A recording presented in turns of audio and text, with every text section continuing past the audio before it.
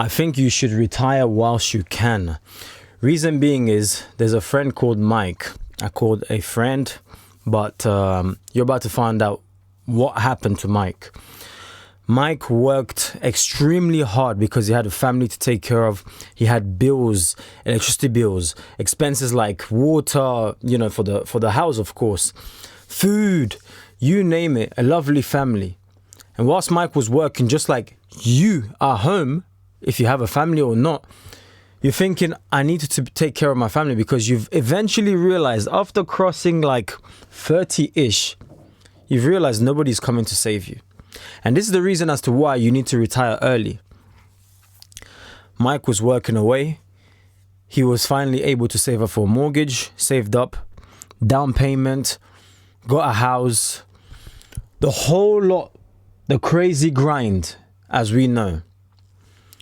Eventually worked his way to 69, was able to pay off the mortgage. But there's an interesting thing that happened in Mike's story where it should make you really reconsider your whole strategy and your whole approach to life. And that's exactly what this video is about. And that's exactly what I'm saying. You should retire early. In fact, I'm going to coin a term. You should retire whilst you work, almost. What if you die tomorrow? My rebuttal often is, what if you don't? But now, I'm going to be less optimistic and say, well, what if you do? At your deathbed, would you be regretting? This is a statement for you to comment in the comment section down below. If you were to die today, would you be regretting? If you knew today was your last day, would you still go and clock in? Here I am, doop, scan, clocked in. Or would you spend time with your loved ones? What would you do if today was your last day? Here's the plan. And don't worry, I haven't forgotten. I'm going to tell you exactly what happened to Mike. I would say save up a lump sum. Like, by a lump sum, huge.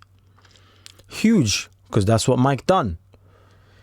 A lump sum that if the worst thing happened today, you would not only be okay, but you would be able to semi-retire. Meaning, basically, the whole strategy behind all of this is becoming your own bank. Why people go bankrupt or in debt is because they have money to borrow, but they don't have money, of course. So they end up borrowing money from the bank. The interest is actually what gets them finished, essentially.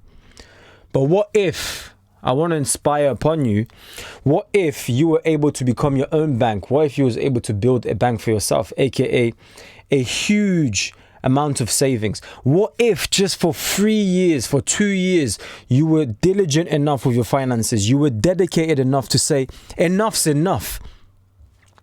I'm going to choose to change my life and sacrifice 5 years. You know the number because your goals, you know how big they are. 5 years of my time. Would I regret it?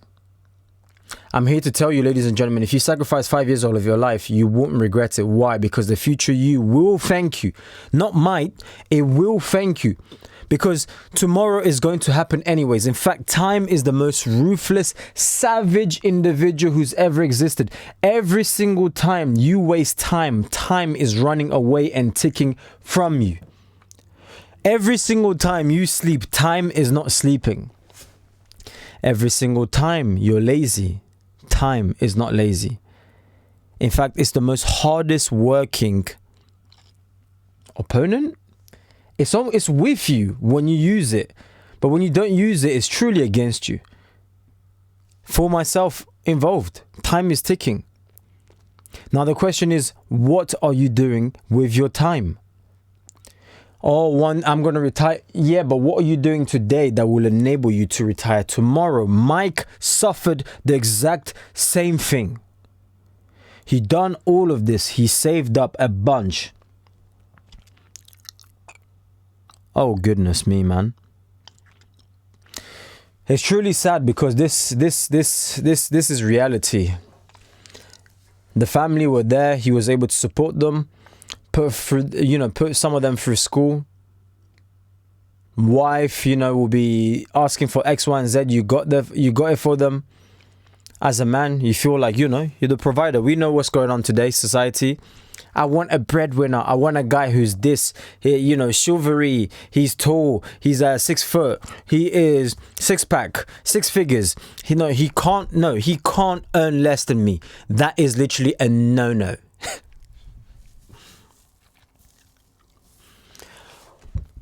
Imagine doing stuff to impress the people who don't even like you. That's exactly what Mike done. Doing things, working super hard to please and impress people who don't even care about you. They won't even care if you was walking down the road and, I don't know, a lightning hits you 10 times. They'll say, you didn't hear? He got hit by lightning 10 times. Oh, we need to send out a new job a new job advert to fill in his position. Oh my days. The ruthlessness in this world is absolutely crazy. If you don't decide to put you and yourself first, I'm just gonna say it. If you don't become selfish and put yourself first above anything else or anyone else, obviously not above God, if you believe in God, right?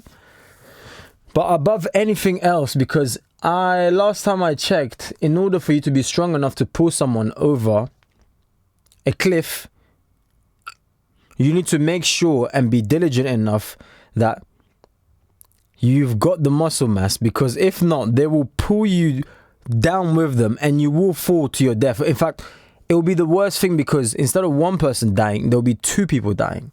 2 funerals. So before you drag somebody up, you better make sure that you are strong enough. And I'm going to add one more to it.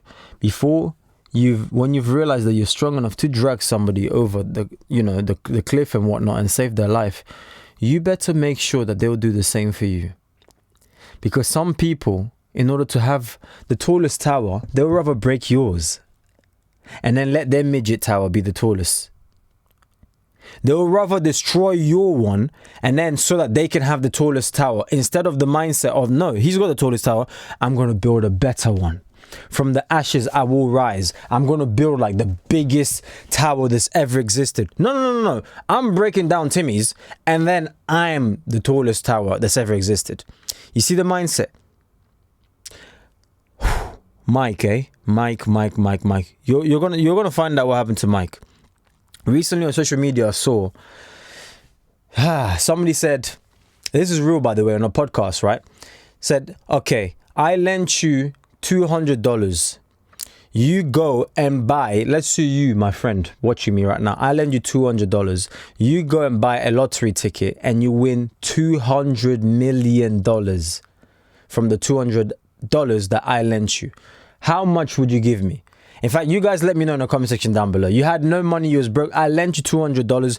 You go and buy a lottery ticket that allows you to win $200 million.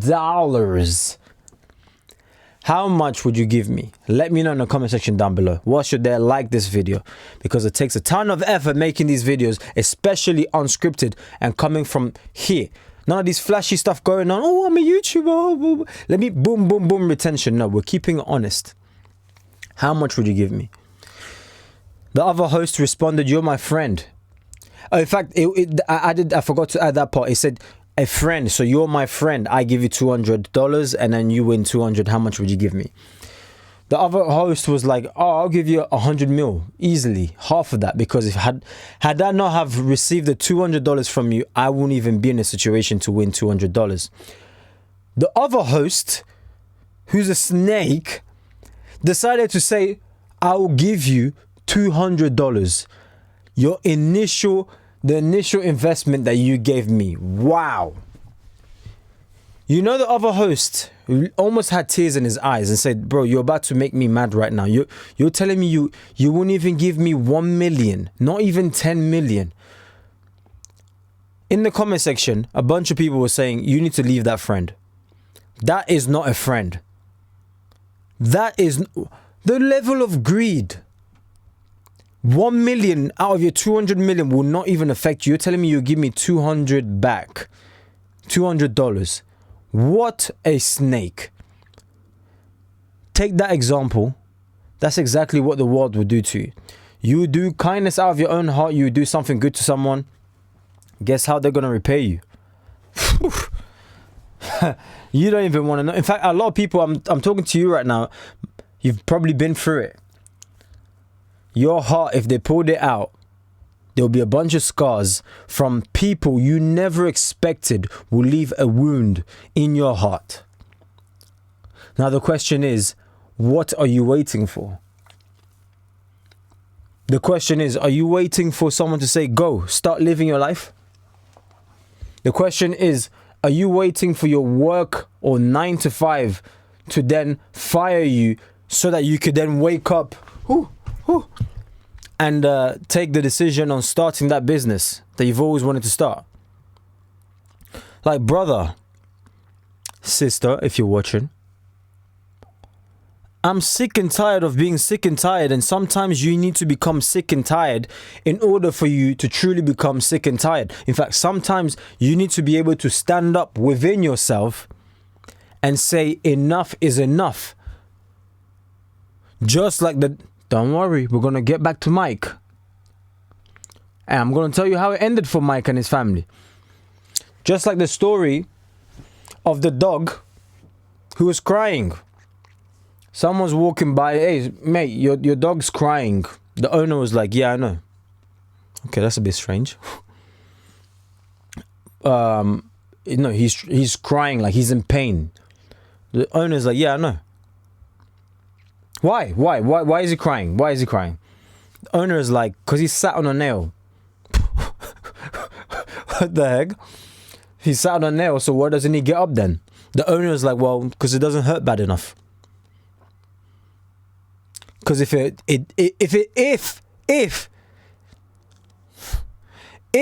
hurt bad enough, he would have gotten up and stood up. You know, when the pain is excruciating, when the pain is too bad, you don't need anyone to tell you, get up. You instantly, imagine sitting on a nail.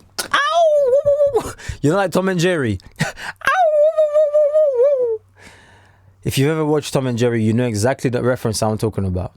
When Jerry finally pokes Tom or something like that with a needle on his butt or whatever it is. Yow! If the pain is bad enough, you will get up. A lot of you guys are part-time pain feelers, meaning you feel pain part-time. You pretend to feel it full-time, but you feel it part-time because every now and then, when it's the weekend, you celebrate, you go out with your friends, you act as if, you know, like I'm good. And then when it comes to Monday, oh my days. Monday, in fact, we know, by now you should know Monday is like when most of the heart attack happens, right? 9 a.m. Monday. You celebrate and pretend you're depressed or you're not happy. But when it's the weekend or when you're shoving down the ice cream down your throat, or when you're eating fast food, by the way, when I'm talking about physique and fitness, this is the part that you need to also work on. Needless to say, you can see I'm in shape, but I wasn't in this shape. This gut was super huge, and I'm showing this not to show off or to flex on you guys or whatever it is, but I'm trying to impress upon you as to what is possible. If I get time, maybe the editor will flash, but my stomach, now maybe you see it looks different, okay? And I'm even bloated because I just ate.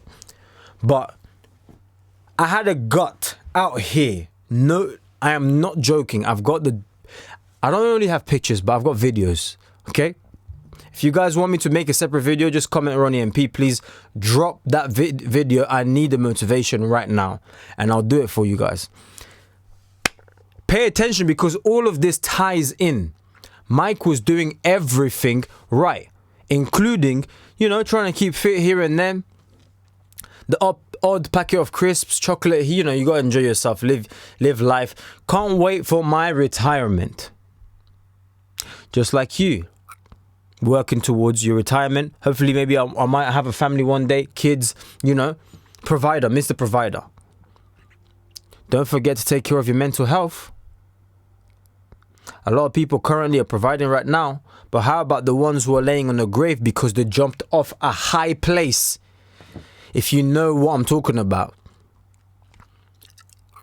So, Mike. Mike got to 69 years old, and in 6 months' time, after paying off his mortgage and all of this stuff, the unimaginable, as they say, happened to Mike, which is basically the unmanaged. You can probably guess by now, right? He died. Please, let that sink in. Worked your face off, saved up, barely. Come on, let's be real, man. It's not even saving up. It's you know how hard it is to save up nowadays, right? The cost of living and all of this stuff. Finally paid off your mortgage, your one house, your will, maybe, if your wise will is there, so you could pass on your asset down to your grandkids. But let's not forget inheritance tax, which pretty much decimates your generational wealth that you was talking about off of one house. And yeah, Mike lost his life. And all of that for what now? Can we be honest with ourselves and say maybe for, I don't know, is it fair to say for nothing? It doesn't feel, let me know in the comment section down below. It doesn't feel right saying for nothing. But when you sit down and almost look back and calculate, it's like, well, what was that for then? You pretty much worked your entire life. What living did you do? By the way, I'm talking to myself also. This is advice for me as well as you. What did you actually do? It takes you back to thinking, if you don't truly develop a plan, if you don't work towards something, you are screwed. You are finished. You are truly finished in a way that you don't even realize it, and you're yet to realize it. If you do not decide, I need to work towards something, I need to build something for myself, which would then benefit my family, blah, blah, blah. You get it. I'm saying selfish. I'm not saying like, you don't share your assets or whatever it is with your family. You tell your wife to do her own thing. If you don't put in the work, nobody's going to put in the work for you. It took me in order to develop the physique that I have right now, it took me a long time, man. It took a while. It took discipline. Still being disciplined, because at any given moment you can lose it. But at the end of all of this, guys, I'm telling you, at the end of it, there is pleasure, there is satisfaction, there is fulfillment, where you say, raw, like, wow, I done this. Everybody is self-made, but only the successful would admit it. Everyone is self-made. The successful self-made millionaire. I've never heard a self-made brokey say, oh, I'm a self-made brokey. Usually it's the government, it's my wife, my kids, my ex-wife done this, and then kicked. Valid point, but the world doesn't care. Especially if you're a man, the world doesn't care. Women are born with their value. Us men, we need to create and build our value. That's why an 18-year-old can pop up on Elon Musk's yacht, and it's absolutely fine. You and I, we don't just get to pop up on Elon Musk's yacht because, we're handsome or we're good looking or whatever it is. No, we have to work for it. We have the amount of obstacle alone you need to jump through. The value that you need to bring in order for you to be on that yacht. Yeah, enough said. You get the gist. Life of a man. Whenever you hear me say life of a man is not to discourage you, but is to motivate you and tell you, look, as long as you're alive, your story is not dead. Your story is not finished. There's no full stop in your sentence. There's still a comma, meaning your sentence can carry on and turn into a beautiful paragraph. And more so, it can turn into a ginormous essay. A story of ups and downs, but eventually you end up winning. Why? Because you're resilient. You are relentless. You walk through and everybody stays quiet. Rather than being a prey. You walk in and everyone's like, oh, by the way, that's Jerry. Yeah. Why? Because you built it. So, I don't care how low you are currently right now. You might be or have reached the lowest of lows. But I'm going to tell you right now, in the words of Les Brown, if you can look up, you can get up. Meaning, the only way is up. You've only got up to look forward to. So stop your whining. Stop your complaining. The government isn't coming. Mommy and daddy aren't coming. One day they won't even be in this world. You, and you alone. It's just me, myself, and I. Solo ride until I let you finish it in the comment section down below. All right. Like this video if you enjoyed it. Subscribe. Share this to someone who needs it. And I'll catch you on the next.